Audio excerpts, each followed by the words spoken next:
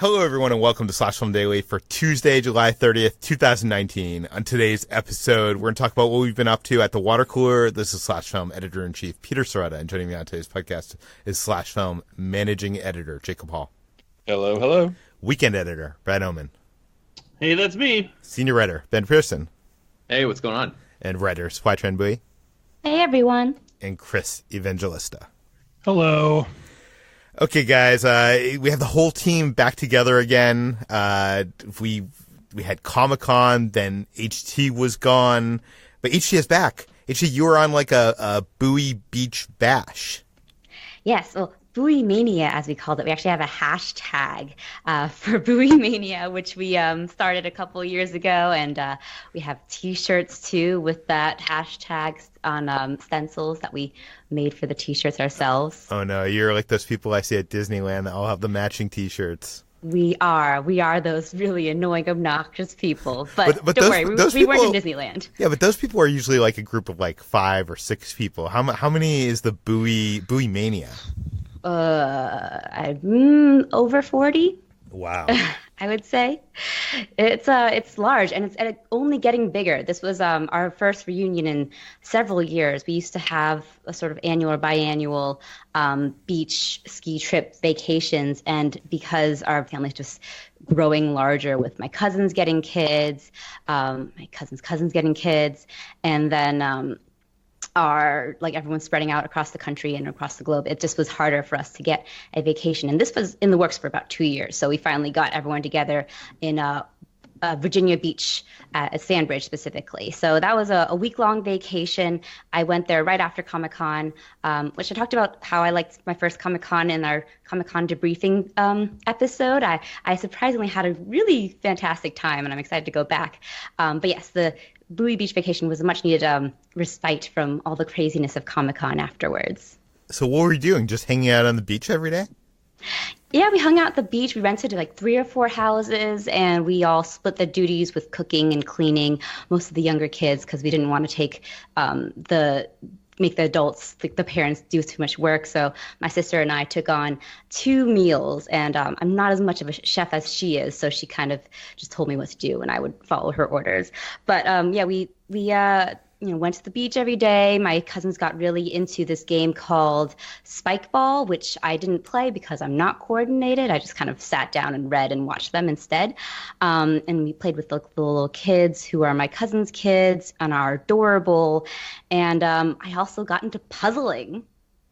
Wait, what is puzzle? Like, is this like an escape room? It's a term I invented for doing puzzles. I don't know if there's an actual term. I apologize if there is. But we got really into this 2,000-piece puzzle of some village in Italy, a seaside village, which looked gorgeous but was incredibly hard to do because we had one rainy day, and we were like, oh, let's just do this puzzle. We'll spend the day doing it. And it actually took us 3 days to do. I got so obsessed and fixated on this puzzle that I ended up dreaming about it one night because I was just so into it. But hey, if you guys have any puzzle recommendations, let me know because I might want to get back into puzzling now. You know, I tried to do a puzzle, I think, like a few months ago with Kitra, and we gave up. It was too hard. I think we picked one that like had like a lot of black, and it was just like impossible. Yeah, that was like this one. There was like 5 shades of blue, and it was frustrating as hell, but it was also the most euphoric I felt in years once we finished it. It was amazing. Well, cool. And I saw on your Instagram that you also spoke on a panel at a film festival? Yeah, shortly before I embarked on my 2-week Comic-Con vacation, I was invited to speak on a panel of AAPI Culture Writers at the Asian American Film Festival. It's, I think, the 49th film festival this year, and they held a panel for Asian American, Asian Pacific American writers in the entertainment, movie, TV field. And we talked about how our identities help shape our writing and help shape how we approached this sort of career. And it was really enlightening and a great conversation. They didn't tapes the entire thing, but there is an audio recording somewhere. I don't really know if they'll put it up at some point, but there are probably some clips on the Asia Cinevision's Instagram. And if you guys are on film Twitter, Karen Han was there too. So if you guys don't want to listen to me babble, she was there as well, and she had some good, insightful things to say. So it was a great panel, and I hope that it'll show up online somewhere. Yeah, we'll link to that in the show notes if we can find anything. What have I been up to this last week? I haven't been up to much because, Comic-Con kind of kicked my butt and I've been resting. But this weekend I got to go to Knott's Berry Farm in celebration of National Cowboy Day. They invited me out there to experience Ghost Town Alive. I'm going to rewind a second here. Knott's Berry Farm is in Buena Park, California. It's down the street from Anaheim's Disneyland Resort, and it was created in the 1920s, way before Disneyland. Mrs. Knott's had a chicken restaurant. It was a berry farm, and this chicken restaurant was so popular that there was lines down the street, and Mr. Knott's built this old western town for the kids to explore and have fun in. And eventually they started having like county fairs there. And then after the opening of Disneyland, they actually turned into a full-fledged theme park. It has since been bought by Cedar Fair, and there's a lot of thrill rides and roller coasters and whatever. But 1/3 of the park is this old western ghost town. And a few years ago, they started doing this event called Ghost Town Alive. I'm going to rewind even further here. At Disneyland 5 years ago, they did this game called Legends of Frontierland. And, it was basically like this interactive game where you got to participate in these storylines, and it was all in service of, running around the land. There was actors everywhere, and you, by the end of the day, it was which of the two factions owned more Frontierland, and the winner resulted in, a different storytelling experience. And, it was actually kind of very complicated and not very good, from many of my friends who participated. But basically this was a test. This was a test for what was going to become Star Wars Land, which became Star Wars Galaxy's Edge. They wanted to make it a fully interactive, immersive world and have all these storytelling experiences everywhere. The entertainment budget on Galaxy's Edge got severely cut along the way. And the Imagineer that I think was in charge of all that ended up going to Knott's Berry Farm, and he's largely responsible, I think, for Ghost Town Alive. This is their summer event. I've been to Knott's Berry Farm. It's quite charming. I've never been to Ghost Town Alive. This is my first time there. And basically what this is a Westworld style, fully immersive storytelling experience. And what by that I mean, and it is for families, so it's not, adult Westworld style, but there is a story going on throughout the day. Like this year, it is Founders Day. They're celebrating the founding of this town, and there's some unique things that happen. There's bank robbery. There's the potential of this town. The U.S. government might want to build a fort, and they need all the help they can in this town to impress the cavalry, so that maybe they can get the fort in this town. And you're running around from place to place. There's actors everywhere. There's, a school teacher in the schoolhouse. There's a mayor in town hall, and you're doing all these side quests. And there's the story that goes throughout the day that is kind of big in scale. And we videotaped it for the Ordinary Adventures YouTube channel. And even that, you only see like the bigger moments, but it has some twists and turns, and it's corny, but it's a lot of fun. And it's watching and experiencing this, I was kind of disappointed that we didn't get this kind of stuff in Galaxy's Edge. Maybe someday we will, because I feel like what Galaxy's Edge is missing is like these characters all over, these aliens, these droids, these storytelling experiences. Like at Galaxy's Edge, they do have a point where like Kylo arrives on his TIE ship, and he goes searching Batuu for a rebel spy or resistance spy, and it's like the beginning of a story, but there's no second or third act. Knott's here with Ghost Town Alive provides like this full 3-act storytelling experience, which is just so good, so enjoyable. I'd highly recommend checking out my video. I'm very impressed by Ghost Town Alive, and I got to ride the renovated Calico River Rapids. This was a ride that was in Knott's. It was just Bigfoot Rapids. It was just like a generic, you get on a raft and you go around in a circle and you get splashed. And now they've added all these like animal animatronics, and they actually added a Bigfoot at the end of the ride. We also videotaped this. That'll be up later in the week, so look out for that. And on this trip, when I was at Comic-Con, I was complaining to Jacob that I couldn't find a good backpack. I have this camera equipment that I'm taking to Comic-Con, movie events, and theme park trips and stuff like that. And I couldn't find a good day pack to bring all this stuff. And Jacob, you just recently went on a trip to Walt Disney World, and you found something pretty great. Yeah, it was one of the first results when I Googled best theme park backpacks. But it's really cheap. It's only $20, and it gets the job done. It's a sling backpack. It only has one strap. Goes across your entire body. Distributes the weight really well. Lots of pockets for something so small. I mean, it's not going to carry an entire family's worth of stuff. But if you're a solo traveler or one or two people, it's a really, really handy thing. I used it all throughout Comic-Con, actually. Yeah, it has so many pockets, and it's so light, and I used it for the first time for this Knott's Berry Farm adventure, and I am loving it. So I will co-sign on this, and I will link it in the show notes. I think it's only $16 or something, which honestly... Isn't it? Oh, sorry. Isn't it kind of like the fanny packs that people are wearing across their chest now that have become trendy? Because the fanny pack is starting to become back in popularity, but it's people wearing it across their chest instead. Yeah, I know what you're talking about. It's very in the streetwear company. You see people with them across the chest. It does go across your back, although you could wear it across your chest, couldn't you?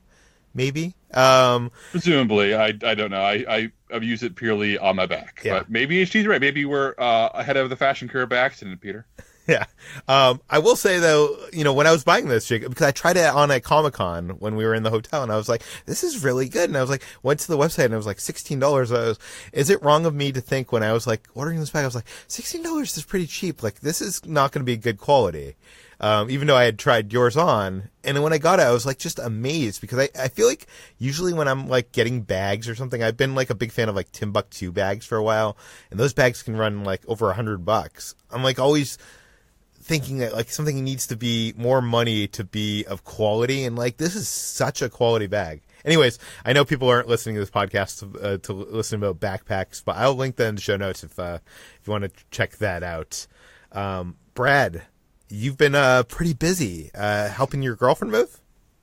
Yes, my girlfriend arrived here last week after driving across the country to move here and live with me in the Midwest. And she brought her sister and brother-in-law with her to kind of help get things prepared here. And it was kind of a whirlwind. I knew when she got here we would be doing a lot to kind of get the house rearranged, because as I've talked about here before, I moved into my grandma's house, and I'm kind of taking care of the house now that she's passed away, as my parents prepare their house to sell so they can move into this house since it's now basically theirs. And my grandma had a lot of stuff that she had collected over her life, and a lot of stuff that she had inherited from my great aunt who lived in this house before her, because it was built for them.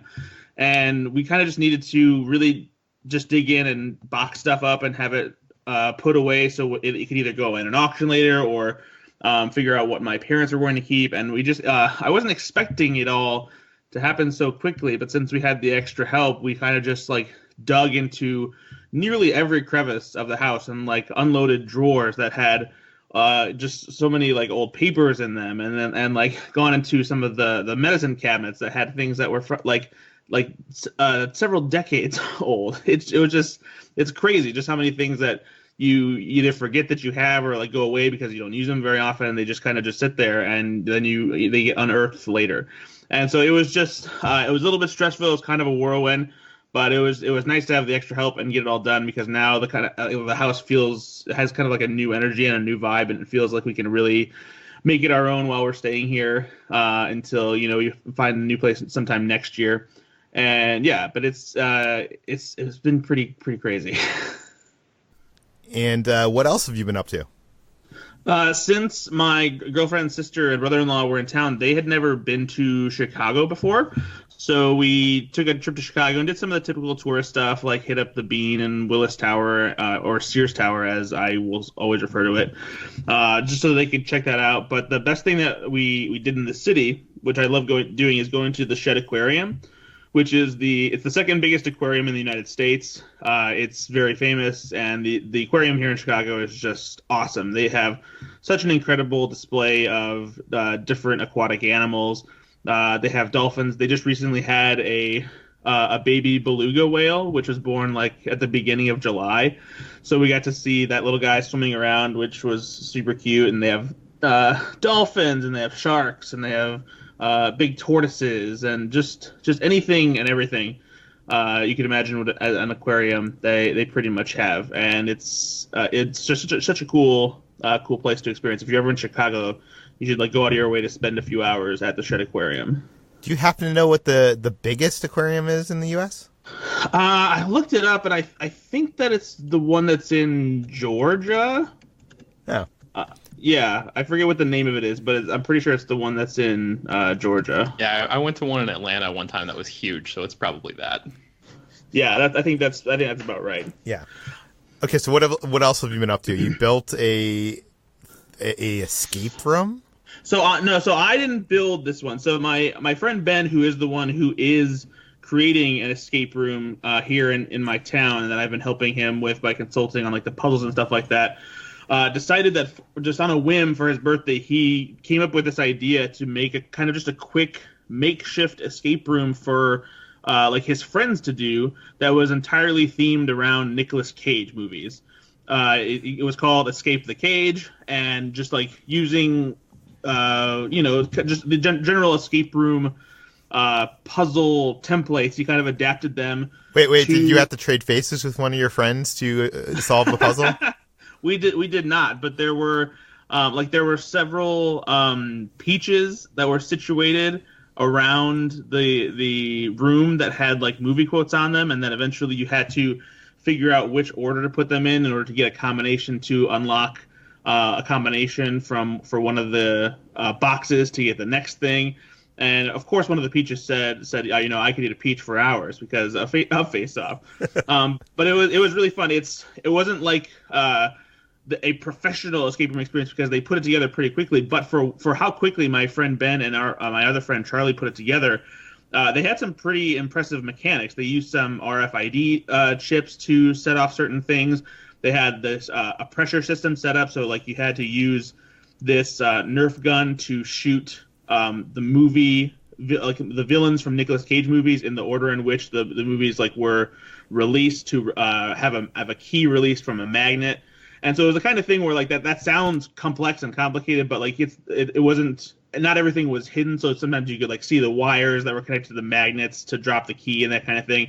But it was, for the time they had to put it together, and it was pretty good. And everybody who did it, we all said, you guys really just need to polish this and refine it and turn it into a legit escape room, because nobody else has a Nicolas Cage themed escape room, So it was really fun to do, and it just makes me more excited for when like the real escape room actually opens. It just amazes me that he could just be like, oh yeah, I'm gonna put one together just for my friends to do, like just like in a weekend or whatever. He's been very much absorbed in like escape rooms and trying to get this one together, like trying a bunch of different ones, and I've gone along with him. So his mind is very much ingrained in how to create puzzles and like doing them exactly how escape rooms do to make them fun. So it was kind of just almost like second nature to him at this point, because he's just so involved in it. You should create a puzzle for HT. I hear she likes puzzling. There you go. Yeah. Okay, let's move on to what we've been reading. Jacob, what have you been reading? Well, as documented on this podcast, I've became obsessed with the HBO miniseries Chernobyl, and I've been expanding my education in this subject and learning more. So I cracked open Midnight in Chernobyl by Adam Higginbottom, and it was actually written around the same time that Craig Mazin was writing the Chernobyl miniseries, even though they have nothing, they were not collaborating at all. They just happened to arrive around the same time. It's a brand new book, came out this year, and it's so far incredibly gripping. About 100 pages into it, and it approaches the material in a very different way than Mazin did. If you've watched the miniseries, there are a lot of huge revelations saved for the final stretch as to how things went wrong in Chernobyl. Whereas this being a journalistic book instead of a TV miniseries, it really front loads it. So the first 100 pages are very much a setup of how the power plant was built, how the Soviet Union existed at the time and how it came to be, and the history of nuclear accidents in the 20th century. It lays a lot of groundwork. It's not there in the miniseries, and fills in a lot of details and explains a lot of concepts that were rightfully left out of the show because the show has to be about characters and about a single theme. But if you did watch the show and when the credits rolled, the final episode, decide you want to know more, this is as up to date and as detailed as you can get. And I'm burning through it, and it just makes me even more terrified and more curious as to how we're not all dead from radiation at this point. Because holy crap, it's a must read if you're in any way interested in this subject matter, which I guess I am. How big is this book? It's not huge. It looks intimidating at first, but the last 150 pages are all the notes and sources. So it's about 375 pages, I think, in terms of actual, beginning to end reading. Wait, 150 pages of just like bibliography kind of info? Yeah, all the quotes and sources and everything. But when you're writing when you're writing a story as complex as this one, that literally was about tens of millions of people, averting death, and entire governments, collapsing, and a cast of hundreds of important names. You got to make sure you get your sources straight. So it always gives me comfort when a nonfiction book has that many sources. It's like challenging you to say I'm wrong, say I didn't do my homework. It's all there. Chris, what have you been reading? I read a book called The Need by Helen Phillips, and it was very strange and very interesting. It's about this woman. She has 2 kids, and having 2 kids is kind of driving her crazy, as I imagine having 2 kids would.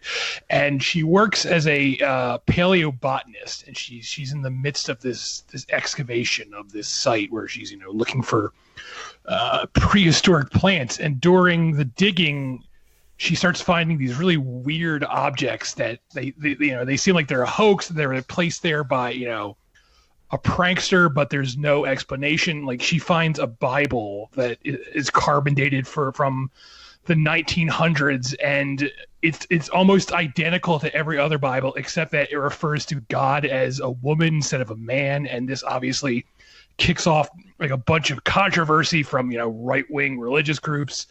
And in the midst of all this happening, she feels like, she's having like this nervous breakdown, and she goes home one night and she finds an intruder in her house. And that's all I'm going to say, because it gets even weirder from there. And it's really a strange, creepy book. It kind of doesn't sustain itself as long as I wish it would. Like, the last few pages it kind of runs out of steam, but the setup is really cool and really interesting, and it had me hooked for most of its length. Well, cool. And you've been listening to a new podcast.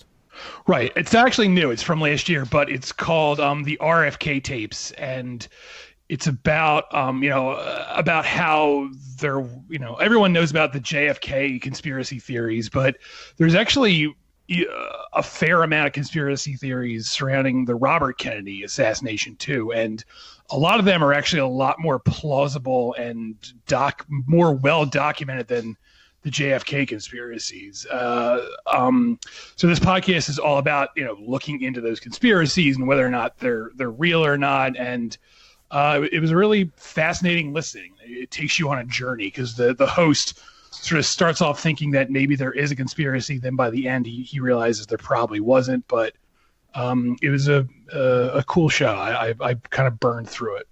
So the Rfk Tapes podcast, and that is over, so it's complete? Yeah. Yeah, cool. So check that out on whatever podcast app you're listening to this on. HT, you had a lot of time to read, so I'm sure you've been reading some stuff. Yeah, I had time to do some classic beach reading, and by that I mean reading a book of interviews with Ursula K. Le Guin, a famed sci-fi and fantasy writer who became famous in the 1960s. So this book I read was called Ursula K. Le Guin, The Last Interview and Other Conversations. It's a book compiled by David Streitfeld, and it comprises of interviews throughout her career up until her death in 2018. The last interview being quite relevant. It took place, I think, only a couple months before she passed.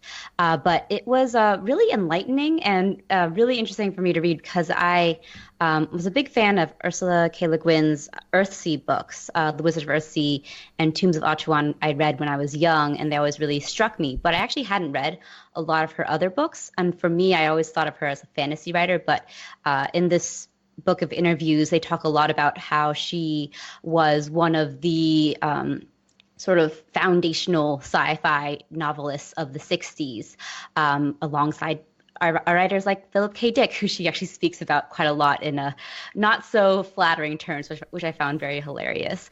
But that was really interesting to me, and it made me want to read more of her books as well, and just be fascinated by her as a person because she's very strong-willed and has some very, some divisive opinions. But it was really cool to see just like how she wasn't afraid to say what she meant, and her coming into fame at the height of the second age feminist movement was also interesting because she talked about feminism quite a bit and how the third wave feminism and like new feminism doesn't quite appeal to her just because that's not what she came into knowing of, but her books themselves are actually quite feminist as well. So it was really fascinating, and it was a book that I found just like at a used bookstore, and I was very excited to find it because I have been looking for more of her books in just random bookstores recently, and it saddened me to find that I couldn't find a lot of her novels at the more chain bookstores. So I'm just trying to hunt them down right now and read more of the Earthsea series because I've only read Wizard of Earthsea and Tombs of Achewan, and it's been a while too since I've read those, and I want to brush up on them. And I also want to read The Left Hand of Darkness too, which is one of her more famous sci-fi books. So yeah, it was really it was a great read, really short. It's only, I think, maybe 200 or so pages, but it was really fascinating, and I recommend it if you guys are interested in Ursula K. Le Guin, or if you just want to read a good series of interviews with a fascinating woman. Cool. And coming off of Comic-Con, you did get a chance to read some comics? I did. I didn't purchase that many things at Comic-Con. I did purchase a TARDIS backpack. I don't know if I talked about it in my the Comic-Con debriefing episode, but I was very excited about that purchase.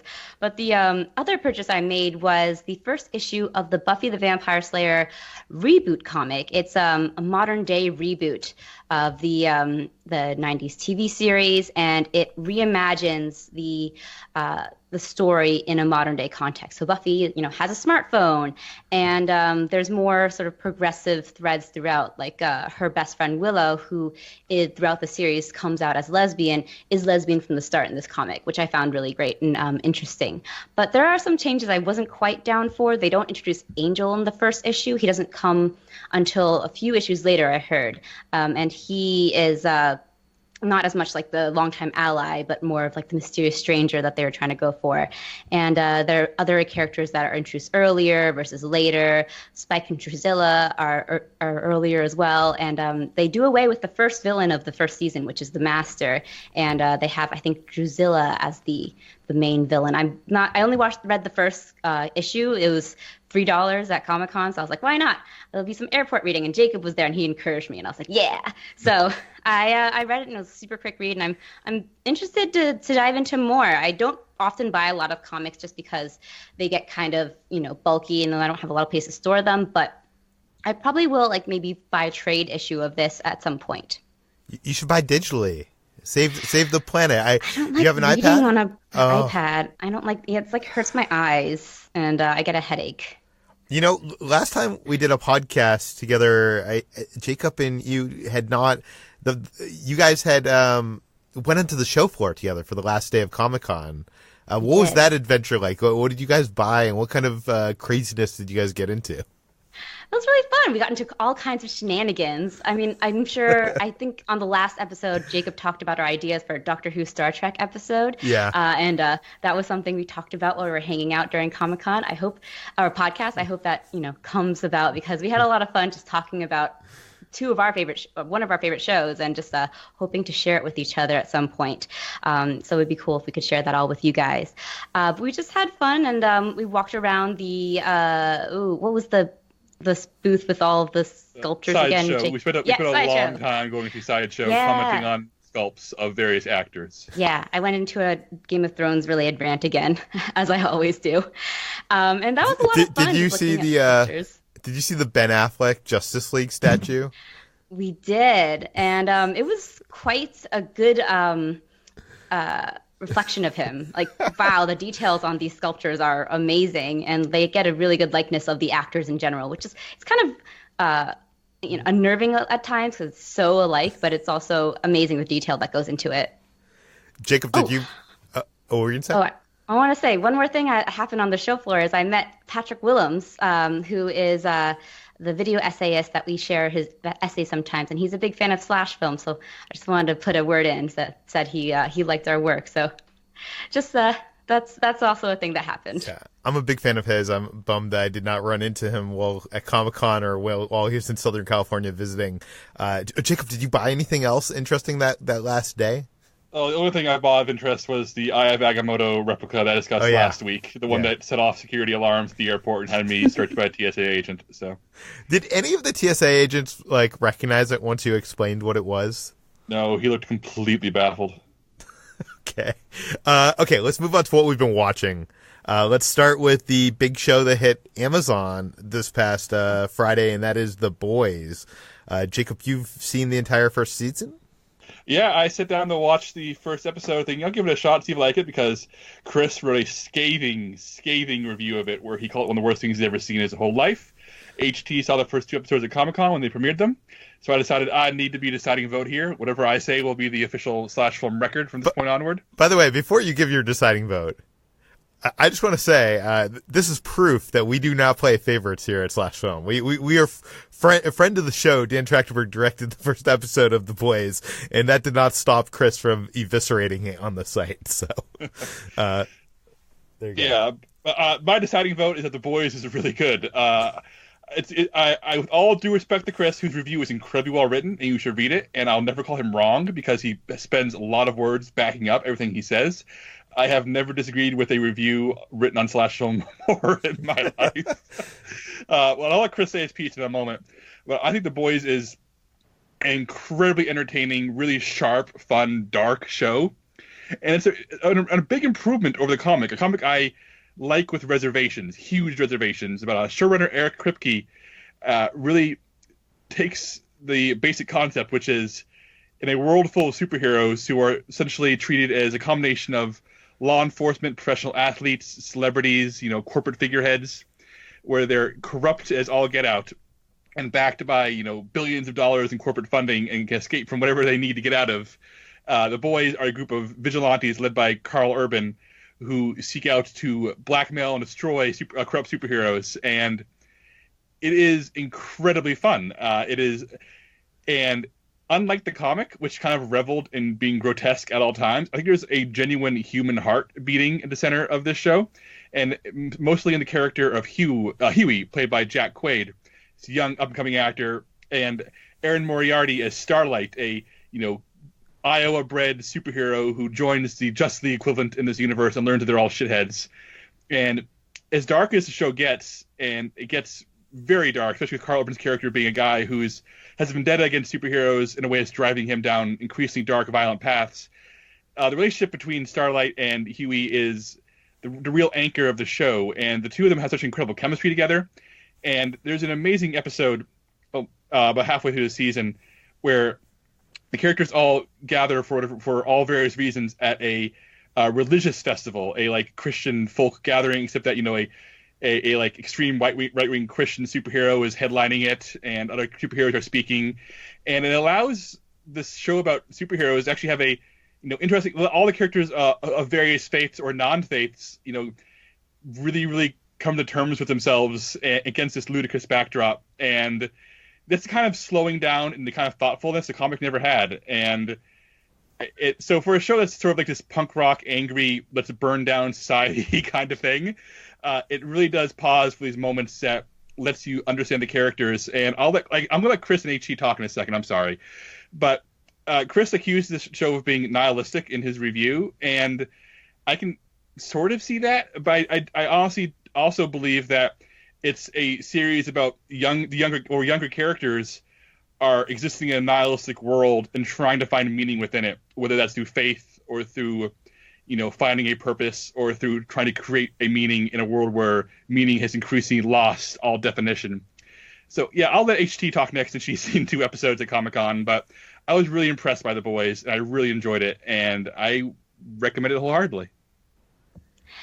Yeah, I didn't watch more than the 2 episodes I saw at the premiere at Comic-Con, but I really enjoyed those first 2 episodes. And I agree with you, Jacob. From what I saw, I felt like the premise was nihilistic, but the characters, or at least the characters we're supposed to care about within it, weren't.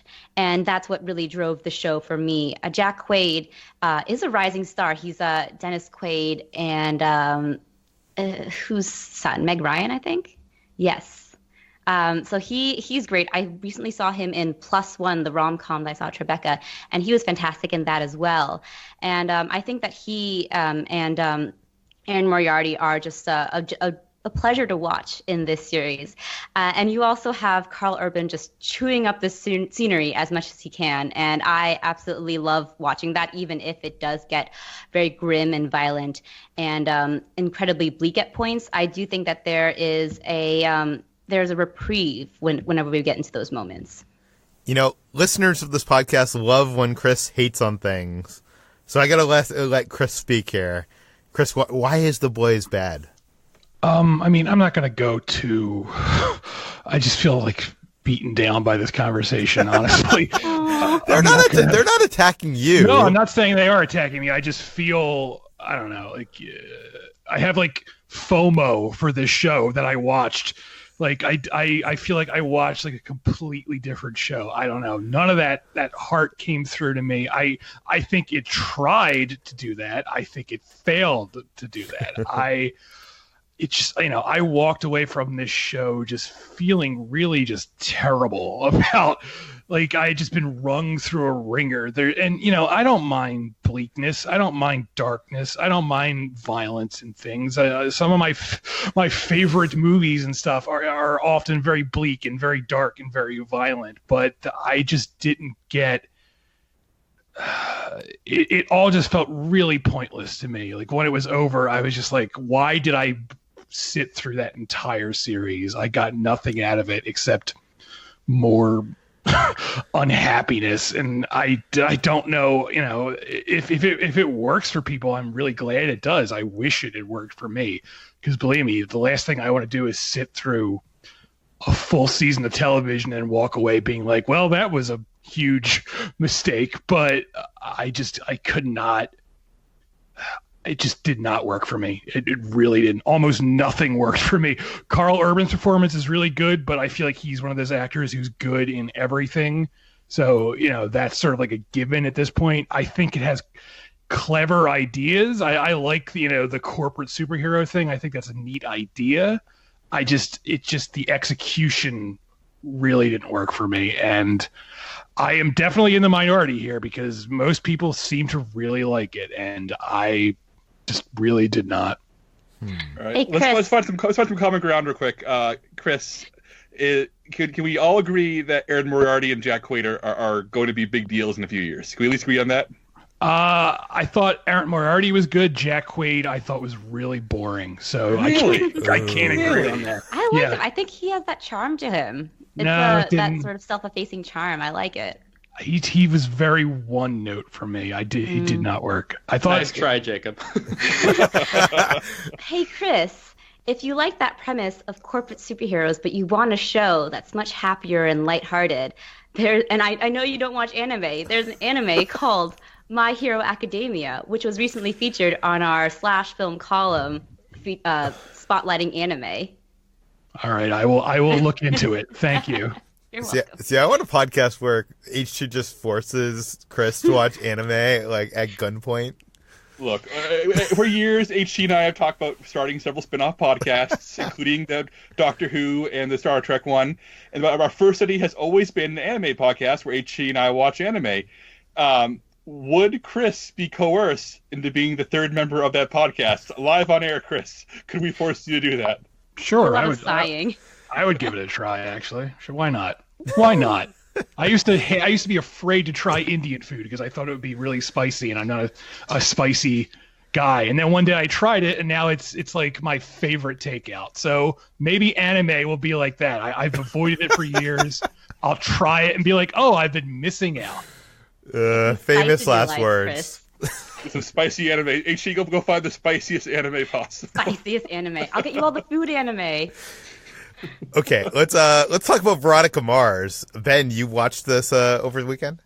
Yeah, there's 8 episodes in the newly released 4th season, and my wife and I watched all 8 over the past week. They actually released the whole season a week earlier than intended. They dropped it on I think it was the Friday of Comic-Con. So we had a little while to catch up with this show, and I don't know. I find myself really mixed on this season. I like the Veronica Mars. I watched the first 3 seasons and really enjoyed them. Maybe the first season more than the other 2. But then the movie came out a few years ago, like 2013, 2014. And I just thought that was really awful. Like it almost zapped any of the love that I once had for the franchise at all. It was fan service, the movie. It was. And this show, thankfully, does not feel that way. It has a lot of the same actors and a lot of the same elements, and it takes place in the same town. But it doesn't have that, like, stink of desperation to it that I can't describe the movie any better than that. So this 4th season really gets back to the basics in terms of like having a single case that spreads over several hours, and I think for the most part the plotting is pretty good. I have some complaints with like the editing of the show. I feel like there were several times where my wife and I, when we watched shows like this, especially something that has like a mystery at the center, we're not the type of people that like have our phones out and are just like mindlessly watching something. We're like we are zeroed in on what we're watching and like tracking all of the details and all of the characters and like really into whatever it is that we're watching when it's something like this. And several times we had to pause the show and be like, okay, wait a second, who are they talking about? How did this person die? And like there was a stretch of like 4 of the 8 episodes where we were like, I don't remember what the fate of this one character was and how they died. And then like 2 episodes from the end or something, we're like, oh, okay, that was that guy. Like, geez, we shouldn't have to work that hard to like have all the pieces fall into place. But I don't know, that may be just like a personal thing. I'm curious. HT, I know you saw this as well. I'm wondering if you had any of that same issue. Yeah, so I was a major fan of Veronica Mars. I watched all 3 seasons. The first season, for sure, is the best one. And I had the same reaction as you did to the movie. It was just fan service fluff in the worst way, and kind of the ultimate example of fandom kind of getting the privilege over plot or characterization.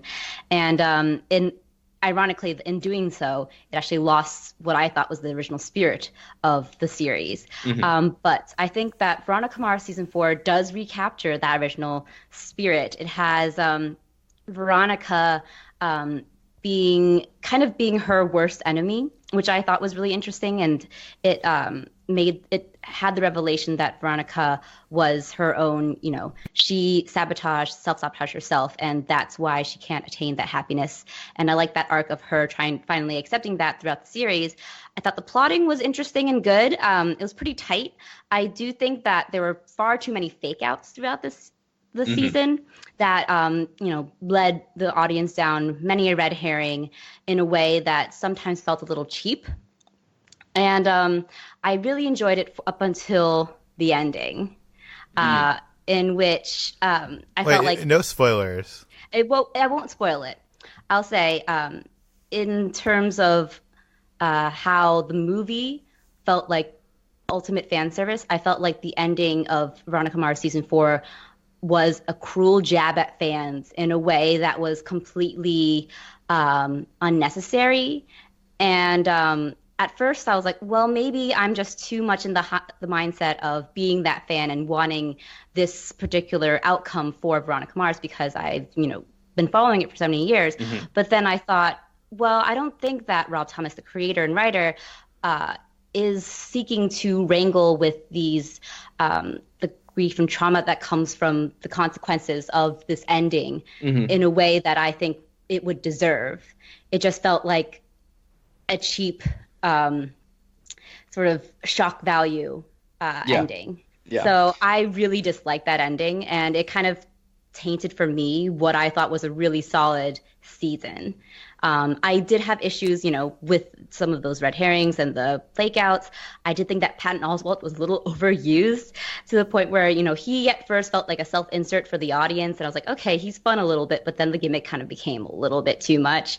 But he came around at the end. But I just did not like that ending. Yeah, I don't want to go too much longer on this, but I did want to mention one other point, which was that early in the season, Veronica treats Logan really badly. Like Logan, her boyfriend, Logan Eccles, is this guy who is dealing with like trauma of his own, and he has all these anger issues that he's been trying. He's actively trying to better himself in this season. He's going to therapy. He's like, getting his shit together basically. And Veronica actively breaks down the progress that he's made, and the show, I think, largely doesn't explore that dynamic and the consequences of her breaking down his progress to a satisfying degree to me. Yeah. So I don't know. That was just one thing that was probably, along with those a couple little editing things here and there, that was the thing that I was the most disappointed with, where it seemed like it was teasing something interesting, where it was going to go really, really deep into Veronica's psychology and why she is the way that she is. And I feel like it sort of brushed up against that, but didn't quite take it as far as I wanted to. So anyway, that's Veronica Mars. It's on Hulu right now. Actually, I do have one question for you. Yes. I have seen Veronica Mars. Kitra has not.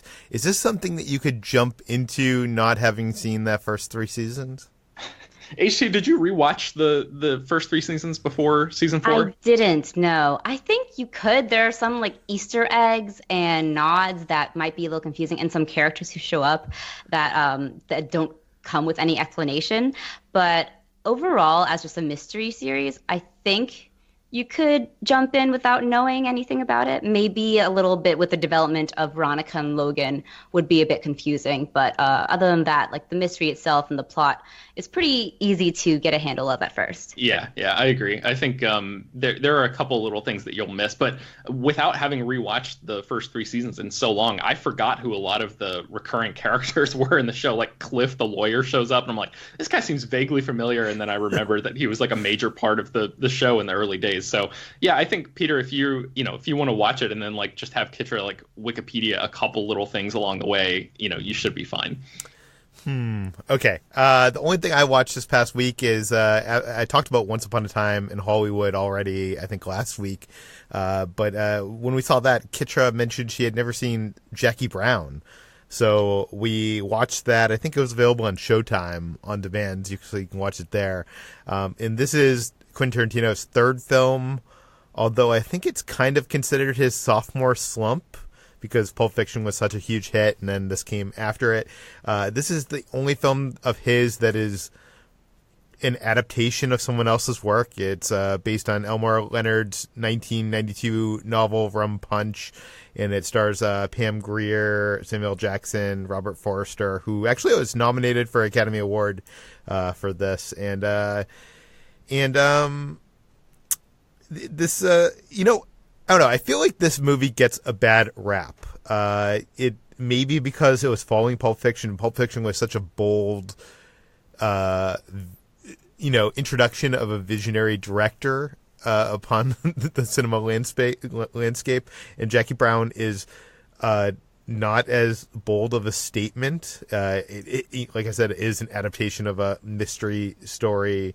Or crime thriller, not mystery story. And But seeing this years later, I haven't seen it in years. It's really good. I honestly think this is probably in my top 4 Tarantino movies. I think it's on the upper echelon of Tarantino. But I'm also one of those people that I think Tarantino in his early days is much better than Tarantino in his later days, and I can already in my head hear Chris grumbling at that. But Chris, what are your thoughts on Jackie Brown? Jackie Brown is great. Jackie Brown is number 2 on my list of his films. Oh, okay. Some days it's number 1 when I think about it hard. But Jackie Brown is fantastic. It's definitely a much lower key movie than Pulp Fiction, which is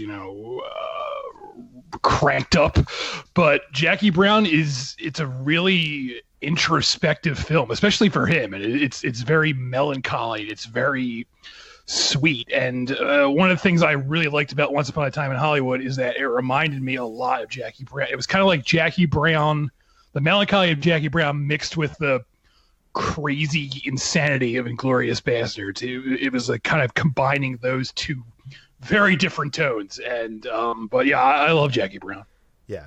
Well, anyways, I'd recommend anybody who hasn't rewatched Jackie Brown in years to go back and rewatch it, because I really think it got a short stick coming after Pulp Fiction. I think a lot of people, it was an expectations game with that film. But Jacob, you finally saw Tarantino's new movie. Oh, I finally saw it the day before it opened Thursday night. Finally saw it, Jacob. Finally. I saw it Once Upon a Time in Hollywood, and leaving the theater, I really liked it. And a few days later, I love it, and I think it's the best film I've seen this year. I don't want to go too long here because I already went long on The Boys, and I really want to do a spoiler podcast on this movie. I know everyone else here is itching to as well, and a few readers have reached out to me asking us to do one. So I really think that this week, guys, after HG has seen it, we should do one. Okay, let's do that. Yep, I'll just say right now that this is less of a plot-driven movie and more of a movie about evoking a half-remembered dream of a place that possibly never existed, which is Tarantino's vision of the 60s in Los Angeles and Hollywood. And occupying that space for nearly 3 hours, I found to be sad and funny and really sweet in a way that I don't think Tarantino has ever been, except maybe since Jackie Brown. I feel like if you like the scenes between Pam Grier and Robert Forster and Jackie Brown, these two, over-the-hill people who have instant connection and have a will they won't they love story that feels really mature and thought out. If you love those scenes, it is those scenes for 3 hours. And I was head over and heels in love with this movie, but we'll talk more later. Yeah, but it's those scenes without any plot.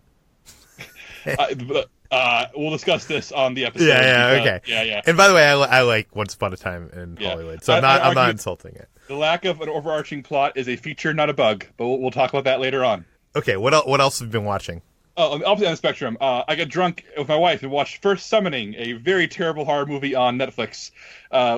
It is a found footage movie about a bunch of dipshits who go to make a documentary about a haunted warehouse, clearly a location that filmmakers can get for free, and they encounter Satanists, and there's lots of people screaming from first-person perspectives. It is terrible. The acting is unconvincing. It's all shouting. It's all waving cameras and people in hooded cloaks jumping into frame. It's very bad, and I can't recommend it more highly. Okay, cool.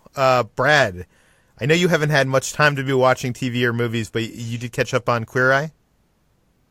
Not entirely. I've watched a few of the episodes of the new season so far. It was just a nice way to wind down after doing a bunch of busy moving and running around in Chicago. It was a show that everyone wanted to watch, and it's just really good really great feel-good show. And yeah, this season is fantastic. It's funny how the show continues to get a little bit more reflective on itself and self-referential as it's become more famous and whatnot.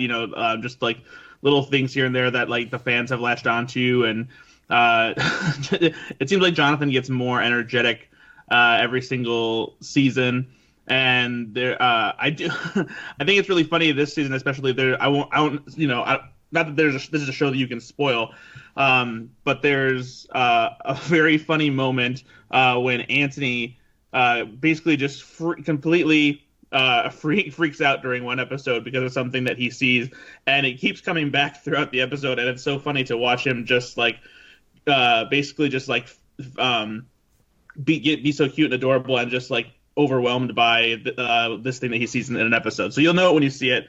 But it's just such a wonderful show. If you haven't watched it at all yet, you should just start watching it from the beginning. Okay, moving on. Ben, you saw a bunch of movies this week.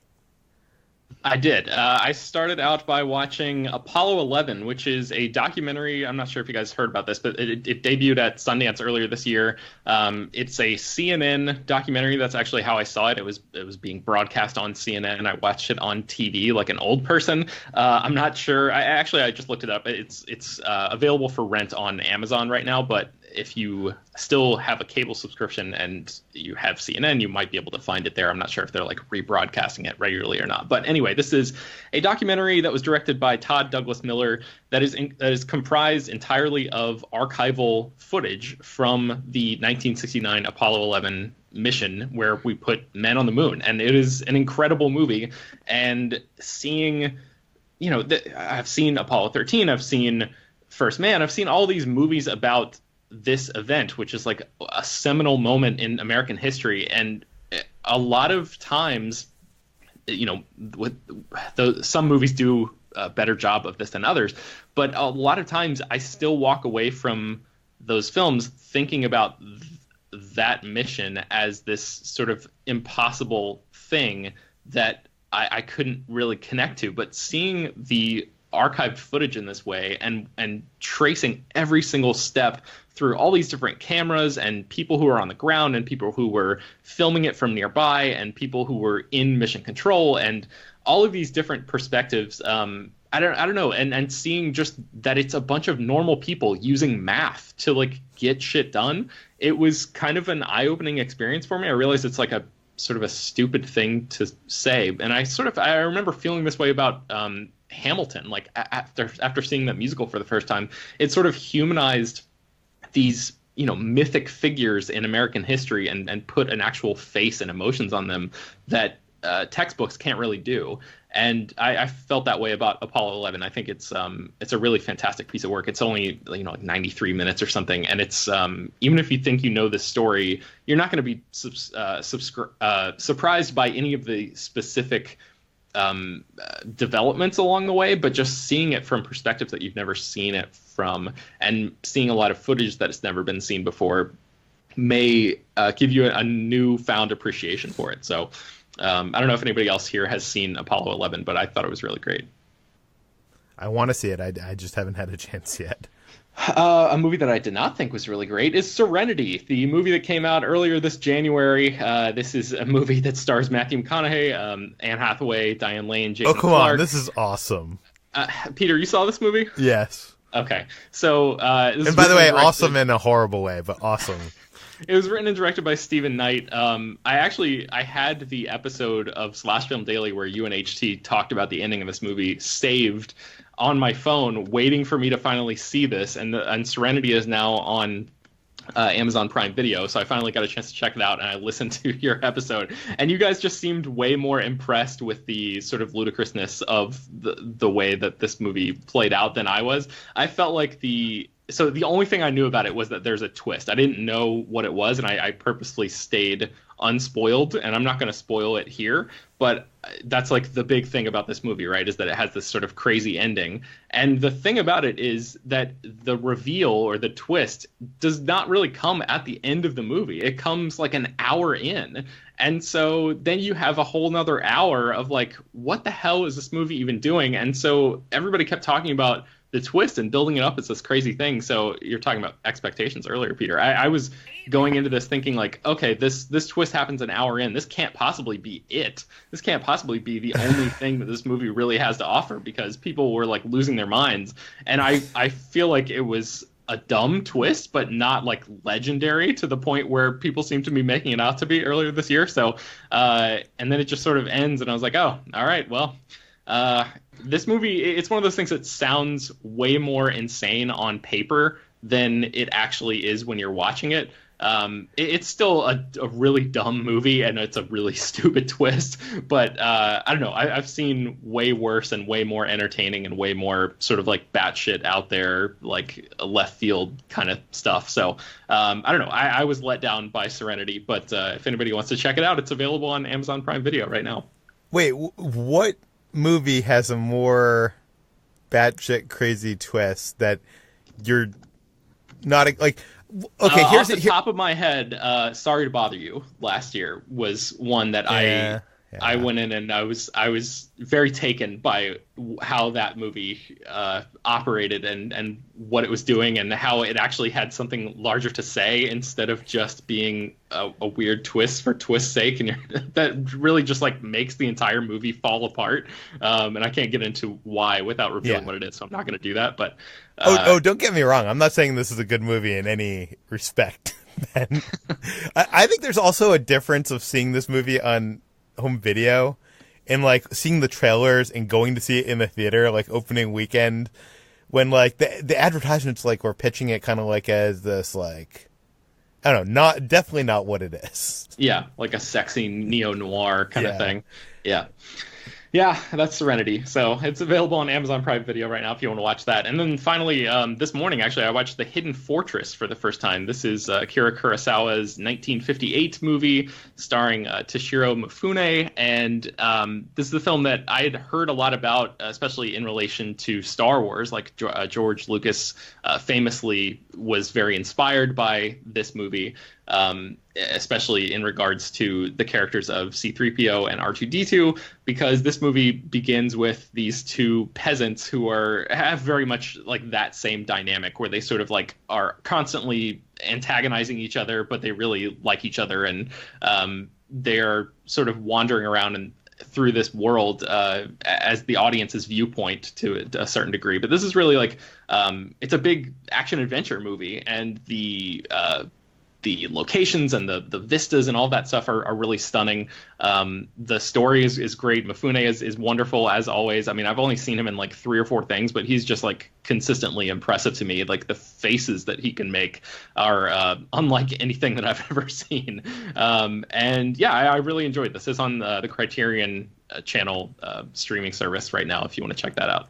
Very cool. And let's move on to HT. What have you been watching? The only thing I watched was what I saw at Comic-Con, and I talked a little bit about this on a previous episode for the Comic-Con wrap-up, and that's The Dark Crystal: Age of Resistance. So I won't go too long, but I just wanted to give a shout-out to this pilot, which I fully enjoyed, and it was one of the most lavish enticing and entrancing pieces of fantasy storytelling I've seen in a while, and I just wanted to give it another boost before it comes out in August on Netflix. So this is something that's totally worth your while. It is completely, if you didn't like the original film or if you're ambivalent towards it like I would still recommend seeing this series. It's just so completely compelling. So yeah, that's just something I wanted to give a shout out to and give another mention of. Okay, very briefly, after I went to Knott's Berry Farm, I did head on down to Disneyland. This is for what we've been eating. I did eat at the new Craftsman Bar at the Bar and Grill at Disneyland's Grand Californian Hotel, and it's this new bar and grill that's next to like the hotel pool, and it's really great. It had these twice baked beef nachos, and Kitra had this grilled cheese with lobster. It was amazing. We recorded a video. It'll be up probably next week. Brad, what have you been eating? I tried a new flavor of Oreo that just came out. It is the Baskin Robbins mint chocolate chip Oreo. And you might be thinking to yourself, Brad, there's already a mint Oreo out there. What the fuck is the point of this Oreo? And that's basically that the cream in the middle is half mint, half chocolate, and the mint part has miniature like chocolate chip chunks in it. So it's not just a mint flavor; it's a chocolate mint flavor, which is slightly different from just a plain mint flavor inside the two Oreo cookies. And I actually do like the mint chocolate chip better than your standard mint. The mint isn't quite as strong, so it's not as overpowering of a flavor with the cookie. And the chocolate just adds like a nice balance to it. And that's as somebody who very much enjoys chocolate mint, whether it's in the form of a mint melt away or what have you, a similar flavor. So if you happen to see these, they're better than your regular mint Oreo. Okay. And lastly, in what we've been playing, Jacob, what have you been playing? I picked up the new Fire Emblem game, Fire Emblem Three Houses. For those of you who don't know, this is a long-running Nintendo series. I don't know how many there are now, but I feel like there's been one for every significant Nintendo console over the years. And before I go any further, HT, have you ever played a Fire Emblem game?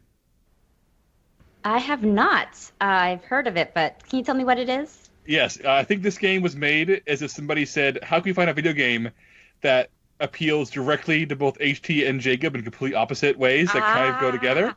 Because here's what Fire Emblem Three Houses is.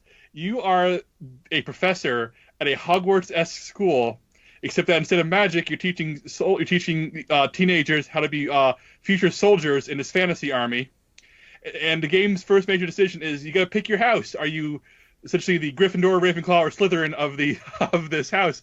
So you go around, you got to walk around this academy, this Hogwarts academy, and talk to all these anime teenagers, and then pick which ones you like the best to be your characters for the rest of the game.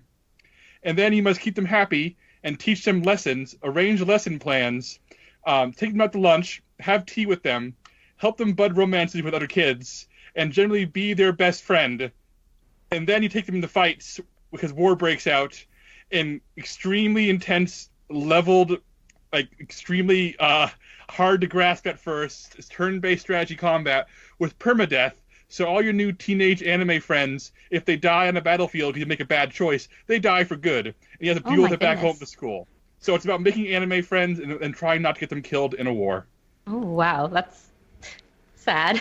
But I would... Wait, what console is this on again? It's on the Nintendo Switch, a Nintendo exclusive. Oh. But it is... I don't know. I feel like it's just like... It has entire mechanics built around having tea with kids so they can to improve their self-esteem. See, when you said that, I was like, "Oh my god, I want to do that. I want to have tea with kids." But you want to improve their self-esteem so they'll be able to fight better in the battlefield. Because if they don't, they'll die. Oh no! What the fuck is this game? I'll really play great. the first half, and then you can just take the second half because I don't want the sadness and trauma of that. To be fair, you can turn off the permadeath. You can make it so they're just not unconscious. But that's not how you play these type of games. Like whenever I play strategy games where permadeath is an option, I turn on permadeath. There's no other way. Yeah, I don't think this game's for me, Jacob. Oh no, but somebody who put hundreds and hundreds of hours into the XCOM games, which is this but like military versus aliens. This is very much what I want. It's pretty much anime, Harry Potter, XCOM, and those are all things that have me hooked right now. But is there a game where you can have tea with kids while completing puzzles? Because that'd be a game for HT. I know there's so many like Japan produced visual novel type games that are all about building friendships with characters. But if I'm gonna build a friendship with a character, I need to have the dramatic stakes of knowing they could die. Because this is the kind of game where like character relationships grow and blossom. And then when somebody dies in Battlefield, everybody goes home and reacts to it. It's not they don't get forgotten. Like when you get somebody killed, you're reminded of it, and it really hurts, and I love it. Never play dating sim, Jacob. Okay. This brings us to the end of today's Slash Film Daily. You can find more of all the work at slashfilm.com. You can find links to the things we mentioned today in the show notes. This podcast is published every weekday on iTunes, Google, Overcast, Spotify, all the popular podcast apps. Please feel free to send us your feedback, questions, comments, concerns to us at peter@slashfilm.com. And please rate and review this podcast on iTunes. Tell your friends, spread the word, and we'll see you tomorrow. Hey, Peter. Yeah. All right. I'm not closing my eyes. I've given you a few weeks. Have you learned the title of the book yet? I have it in front of me. I have it on a piece of paper. ET is holding it up in my studio here.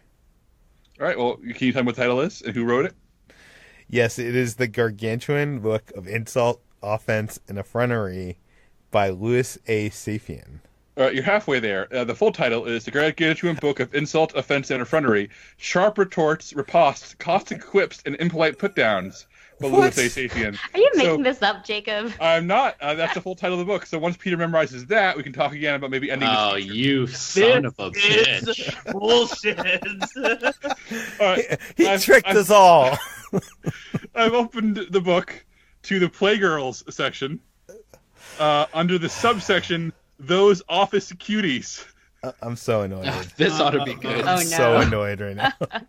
Well, that Ben, he has a great future. He's really going places with the boss. Whoa. Wait, what? Brad, his boss told him he'd pay him $85 a week with pleasure, but he said with pleasure he wanted $125. I feel sexually harassed. Did we run this by HR? I am the HR department here at slashfilm.com. This is all HT. HR approved. HT, she always stops to think. Trouble is, she forgets to start again.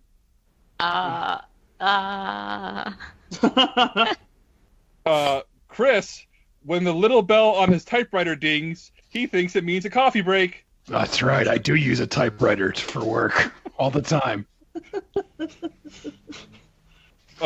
Peter, he doesn't punch the time clock because he doesn't punch the boss. I guess that makes sense. He Wait, doesn't punch the time clock because he doesn't punch the boss. Oh no. no. This again. I Peter, hit yourself. Jacob, I don't I'm the boss. You're Well, the time clock. You failed the typing test but passed the physical. What? No. Well, I think this one applies to all of us. We certainly can't add, but we certainly can distract. Yep. We can. That's true. That's supposed to be a pun on subtract? Ugh. It's Peter, just- hold it's- We can't add, but we certainly can distract. Ah. Mm. Pull the plug on this, please.